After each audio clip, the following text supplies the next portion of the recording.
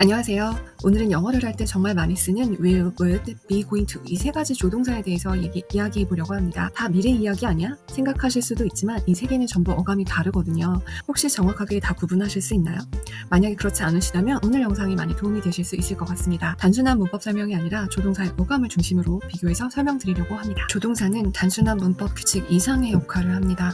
조동사 뒤에 동사 원형을 쓴다. 이런 규칙은 누구나 다 아시겠지만 제가 성인분들하고 수업을 해보면 상황에 맞게 해석을 해보세요 혹은 여러분의 의도를 조동사로 자연스럽게 표현하려면 어떤 조동사를 쓰면 될까요? 라고 질문을 드리면 막막해 하시는 경우가 더 많았던 것 같아요. 왜냐하면 조동사는 단 하나의 뜻으로만 쓰이지 않기 때문에 어감과 그 상황에 따라서 의미가 달라질 수 있고 그래서 쉽지만 오히려 더 자연스럽게 유연하게 쓰기가 어려운 부분이기도 합니다. 하지만 조동사를 포기하긴 정말 아쉽죠?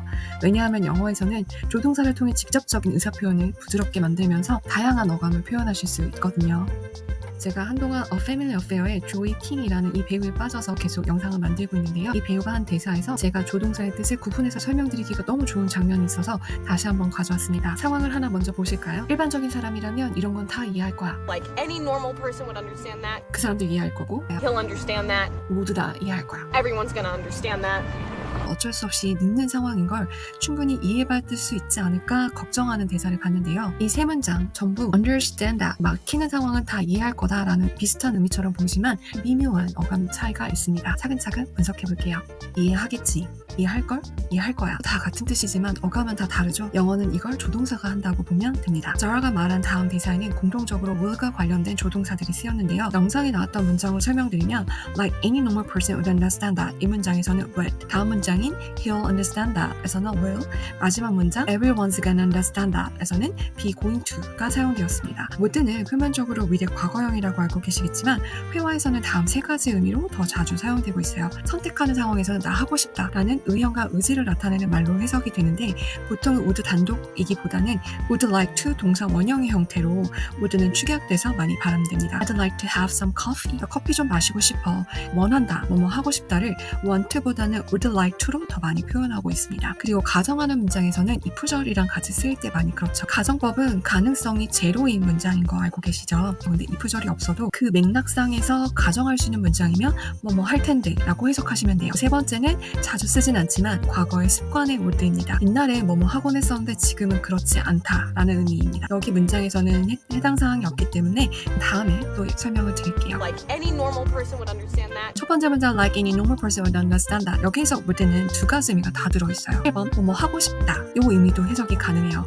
정상적인 사람이면 다 이해하겠지. 그런 사람들은 다 이런 의도와 의향을 갖고 있겠지 라고도 해석이 돼요. 그런데 영화에서 자르는 크리스가 이기적이고 괴짜라고 생각하거든요. 그래서 이 두 번째 의미에 가정의 의미가 살아나요. 정상적인 사람이라면 다 이해하겠지. 그런데 정상적이지 않다면 이해를 안 해주려나? 이런 가정의 느낌이 생깁니다. 그러면 희망이 없는 거잖아요. 그러다 보니 이 문장에서 걱정의 의미가 생겨나게 되고 He'll understand that. 뒤에 나오는 he'll understand that은 자라가 불안함을 누르기 위해서 하는 말입니다. 헤이 설마 이해하겠지, 이해할 거야 라고 덧붙여 말하는 말이에요. 우리가 미래를 표현하는 조동사라고 알고 있는 will은 지금 생각해보니 앞으로 미래에 뭐뭐 할 것이다 라는 의미입니다. 이 말은 상황이 바뀌면 안 할 수도 있다는 얘기예요. 다시 말해서 즉흥적이라고 보시면 됩니다. will의 발생 가능성은 50대 50 정도로만 이해하시면 됩니다. 물론 마음을 먹긴 했어요. 그렇게 할 겁니다. 그래서 would처럼 자신의 의향, 뭐뭐 할 것이다의 의지도 들어있긴 하지만 즉흥적이라는 거. 숙제해라. Do your homework. 네, 할게요. Yes, I will. 물론 할 생각은 있었어요. 그렇지만 상황에 따라서 TV가 재밌는 걸 하거나 배가 고팠다거나 이러면 안 할 수도 있는 거죠. 그래서 마지막 문장인 Everyone's gonna understand that. be going to를 사용하게 되는데요. be going to는 will을 대체할 수 있는 좀 더 확정된 미래 표현이라고 배우셨을 겁니다. will이 발생 가능성이 50대 50 정도라면 be going to는 정도 70에서 80% 정도 확률로 보시면 돼요. 그래서 everyone's gonna understand that으로 한 명을 특정하던 he에서 he를 everyone으로 바꾸고 50% 정도의 확신이 있는 will에서 70% 80%인 be going to로 바꾼 건 자라가 그만큼 이 답답한 상황을 이해받고 싶다라는 걸 표현하는 대사입니다. 그만큼 당당하게 말해도 화면에서 미세하게 손이 떨리는 걸 제가 봤다고 했잖아요.